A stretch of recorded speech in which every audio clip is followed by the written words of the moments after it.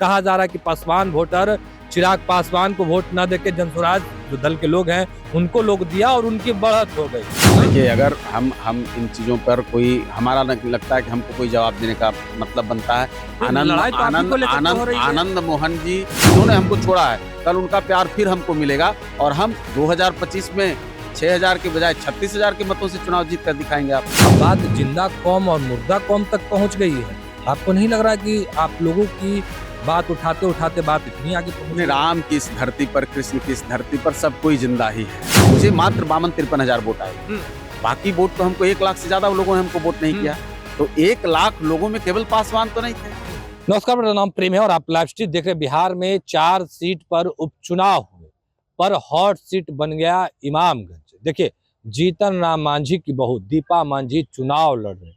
चिराग पासवान नहीं पहुंचते हैं, पर उनके जो नेता हैं वो बाद में संतोष कुमार सुमन, जो कि बिहार सरकार में मंत्री हैं, दीपा मांझी के हस्बैंड हैं, उनसे मुलाकात करते हैं। कई बिंदुओं पर चर्चा होती है, पर क्या वोट तो जो कहा जा रहा है कि पासवान का ट्रांसफर नहीं करवा पाए, तो आखिर मनाने क्यों पहुंचे? बात करने के लिए हमारे साथ हम पार्टी के राष्ट्रीय प्रवक्ता हैं श्याम सुंदर शरण। कैसे देखते हैं, चुनाव में तो चिराग पासवान नहीं पहुंचे, उसके बाद उनके नेता आपके आवास पर पहुंचे मनाने के लिए? देखिए, ये तो अच्छी बात है, कोई वो नहीं पहुंचे, ये कोई बड़ा सवाल नहीं है। और हमारे तरफ से कोई शिकायत भी नहीं है ना। हमारे नेता ने शिकायत की, ना हमारे प्रत्याशी ने शिकायत की, और ना वहाँ की जनता का शिकायत आपको दिखा। 4 जगहों पर उपचुनाव हुए, 3 जगहों पर जो पूर्व के जीते हुए लोग थे उनको जनता ने कान पकड़कर उतार दिया। लेकिन हम अकेले ऐसे रहे जो कि अच्छे मतों से चुनाव जीते हैं। कोई 200-400 वोटों से चुनाव नहीं जीते हैं। 6000 का डिफरेंसेज एक बड़ा डिफरेंसेज होता है, और उपचुनाव बहुत कठिन चुनाव होता है। आपने पूर्व में भी देखा होगा। तो हम खुश हैं, जनता भी हम पर खुश है, और गठबंधन में भी कहीं कोई हमारे तरफ से कोई दिक्कत नहीं है। आपके तरफ से दिक्कत नहीं है, फिर आपके आवास पर पहुंचे, मुलाकातें हुई, कहा तो यही जा रहा है ना कि चिराग पासवान नहीं पहुंचे, मांझी जी के लोग नाराज थे। कहा जा रहा है कि पासवान वोटर चिराग पासवान को वोट न देके जनसुराज जो दल के लोग हैं उनको लोग दिया और उनकी बढ़त हो गई। आप लोग भी अंदर अंदर से नाराज थे, मनाने के लिए पहुंचे थे कि नहीं पहुंचे? देखिए, कोई मनाने रूठने की बात ही नहीं है। वो आए, उनका स्वागत हमने किया, और वो निश्चित तौर पे उनके पार्टी का स्थापना दिवस मनाया जा रहा है। वो सभी गठबंधन के जितने शीर्ष नेता हैं सबों के पास हो गए। आपने देखा होगा कि नीतीश कुमार जी के पास भी गए, सम्राट चौधरी जी के पास भी गए, अन्य नेताओं के पास भी गए, हमारे नेता के पास भी गए। तो ये तो लोकतंत्र की खूबसूरती है। और हमारे तरफ से हम जानते हैं, देखिए, हम गरीब लोग हैं और हम गरीबों की राजनीति करने वाले लोग हैं। हम इन सवालों में उलझने वाले लोग नहीं हैं। हमारा एक अपना विजन है, हमारा एक अपना मिशन है, और उस मिशन में हम समझते हैं कि 2025 में कैसे 225 हम एनडीए की झोली में लेके जाएं, और कैसे महागठबंधन को फिनिश करें। इस और हम फाइनल की अब तैयारी कर रहे हैं। सेमीफाइनल हमने जीत लिया, हमने 4-0 से जीता है। तो चिंता तो उनको करनी चाहिए जो 4-0 से हारे हैं। तो हम उनकी बजाय हम क्यों चिंता करने लगे? हम कैसे और बड़े तैयारी के साथ जाएं, कैसे कहाँ कहीं कोई चूक हुई, 2020 में कहाँ चूक हुई, 2024 में कहाँ चूक हुई, 2024 के उपचुनाव में कहाँ चूक हुई, इन पर बड़े नेता आपस में बात करके फिर उसको क्लियरिफाई करके आगे बढ़ेंगे। हमारे तरफ से कहीं कोई गठबंधन को नुकसान होने वाली बात नहीं। आप लोगों के लिए दूसरे दल के लोग आवाज उठा रहे हैं। आनंद मोहन चिराग पासवान को कितना कुछ कह दिए, पासवान का वोटर नहीं ट्रांसफर करवा पाए, ये भी तो देखा आपने ना। देखिए, अगर हम इन चीजों पर कोई हमारा लगता है कि हमको कोई जवाब देने का मतलब बनता है। आनंद मोहन जी नहीं, आप पूरी बात सुनिए। आप लोग चूंकि हम लोग तक ही सीमित रह जा रहे हैं। आनंद मोहन जी का पूरा बयान आप सुनिएगा, उसमें और भी बातें हैं, हम उसमें नहीं जाने वाले। हम उसमें नहीं जाने वाले हैं।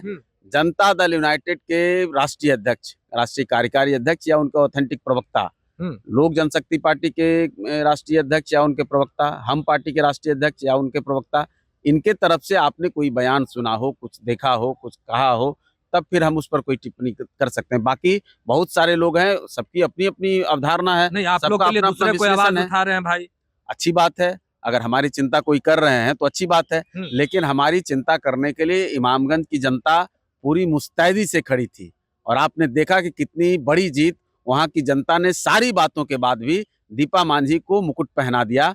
तो हम तो इसका खुशी मना रहे हैं, और हम कल होकर के ही वहां इमामगंज की जनता के बीच गए। अब अगला मिशन हमारा थोड़े है कि हम 6000 से जीते हैं अभी, कैसे उस मत को हम 40,000 के अंतर से लेकर जाएं। तो हम कैसे नया, हमको 30,000 35,000 वोटर चाहिए, तो हम उस ओर काम कर रहे हैं। जो वोटर हमसे नाराज हो गए, हम नहीं मानते हैं कि इमामगंज में फैक्टर एक है जीतन राम मांझी। इमामगंज में 9 साल से वो रहे विधायक, उनका काम करने का तरीका है।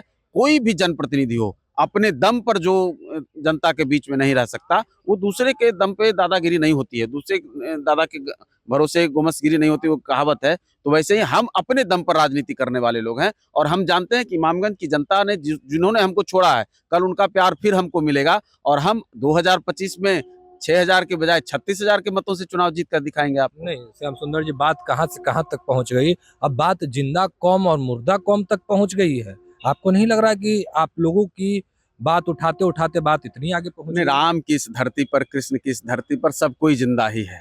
नरेंद्र मोदी जी की सदारत में देश कहाँ से कहाँ जा रहा है, वो अभी कह दिए वो कि हम लोग जिंदे कौम के लोग देखिए हैं। अब उनकी भाषा, वो उसका जवाब वो दे सकते हैं। हम अपनी भाषा का इस्तेमाल करेंगे और हम यही जानते हैं कि बिहार का बच्चा बच्चा जिंदा कौम है। हर एक बिहारी जिंदा कौम है। बिहारी जहां जाता है वहां झंडा गाड़ के आता है। वो कौन जाति से है, कौन धर्म से है, हम इस पर कभी ना हमने राजनीति की है, ना हम उस पर कोई बात करते हैं। हम तो गरीबों की बात करते हैं। हमारे नेता का नारा है सबका इरादा नेक हो, भारत के गरीबों एक हो। तो हम अगर इसमें फर्क करने लगेंगे और हम इसमें तोलने लगेंगे कौन जिंदा कौम कौन मुर्दा कौम, ये अच्छी टिप्पणी नहीं, हम लोग नहीं बोलते हैं। वो उनका किस संदर्भ में उन्होंने कहा है उसकी बात वो करेंगे, लेकिन हम डॉक्टर संतोष कुमार सुमन जी की भाषा में बात करते हैं। हमारे राष्ट्रीय अध्यक्ष जो बोलते हैं, हमारे नेता जीतन राम मांझी जी जो बोलते हैं, हम उस भाषा में बात करते हैं। और हमारे दल का जो मिजाज है, हमारे लोगों का जो मिजाज है, हम सबको एक लेकर के चलने में विश्वास करते हैं।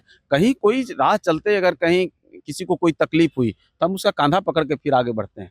हम उनको छोड़ते नहीं, हम छोड़ने वाले लोग नहीं हैं। पासवान वोट किए थे आप लोगों को? पासवान वोट पर हम समीक्षा नहीं करते। नहीं किए थे कि नहीं किए, सवाल सीधा है क्योंकि हम बात पासवान वोटर को लेकर के हो रही है। हम कभी भी राजनीति में इस बात की समीक्षा कर ही नहीं सकते कि पासवान, मांझी, भूमिहार, राजपूत, यादव, मुसलमान, इस पर हम कभी न समीक्षा किए हैं न आगे करेंगे। हमारा एक है, गरीबों की राजनीति करते हैं, बिहारियों की बात करते हैं। और जो कोई भी हमको वोट कर रहे हैं उनका आशीर्वाद लेकर हम आगे बढ़े हैं। जो हमको नहीं कर रहे हैं उनका आशीर्वाद लेने की हम कोशिश कर रहे हैं। हम कैसे अपने विजन को और बड़ा कर सकें, कैसे लोगों के समर्थन को और बड़ा कर सकें। जिन्होंने नहीं किया उनको भी धन्यवाद है, आगे करेंगे, इसका हमारा प्रयास रहेगा और उनसे हम मिलेंगे। कहाँ कहीं तकलीफ हुई, ऐसा तो नहीं है कि ऐसा मान रहे हैं मैं नहीं, मैं वो दूसरी बात कर रहा हूँ। मुझे मात्र 52-53 हजार वोट आए, बाकी वोट तो हमको 1 लाख से ज्यादा लोगों ने हमको वोट नहीं किया। तो 1 लाख लोगों में केवल पासवान तो नहीं थे। 1 लाख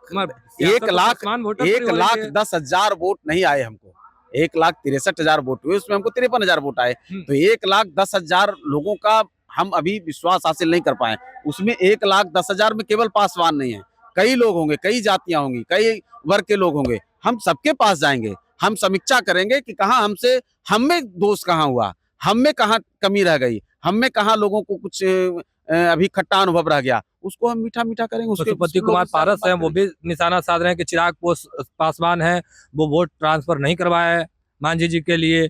चिराग पासवान का वोटर कहीं और ट्रांसफर करवा दिए।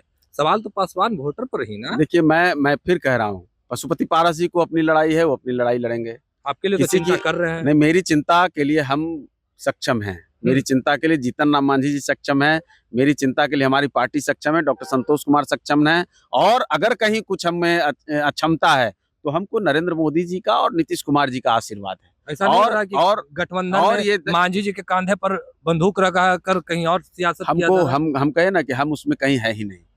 न किसी से शिकायत है हमको, न किसी से कोई गिला है, न किसी से कोई हमको रुसवाई है।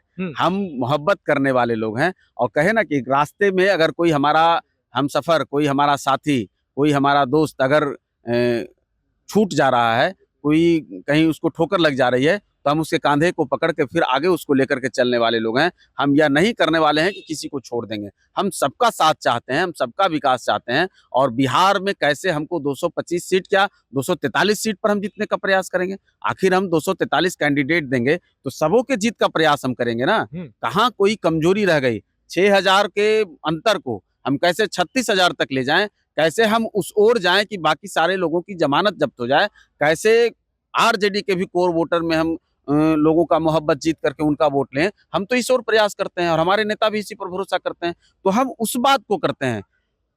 ये छोटी राजनीति में पड़ने वाले जीतन राम मांझी और संतोष मांझी नहीं है। किसी जाति के आधार पर, किसी धर्म के आधार पर हम वोटरों की गिनती करने वाले नहीं है। ना हम किसी को इसकी इजाजत देंगे, ना हमारे कार्यकर्ता करेंगे, ना हमारे प्रवक्ता करेंगे, ना हमारा दल करेगा। हम बिहारी के तौर पे काम करते हैं, भारतीय के तौर पे काम करते हैं, उसी पर हम काम करेंगे और लोगों का विश्वास हासिल करेंगे। चलिए, क्या कुछ कर रहे थे हम के राष्ट्रीय प्रवक्ता श्याम सुंदर शरण, आपने सुना है। फिलहाल के लिए इतना ही, बने रहे लेफ्ट तक। धन्यवाद।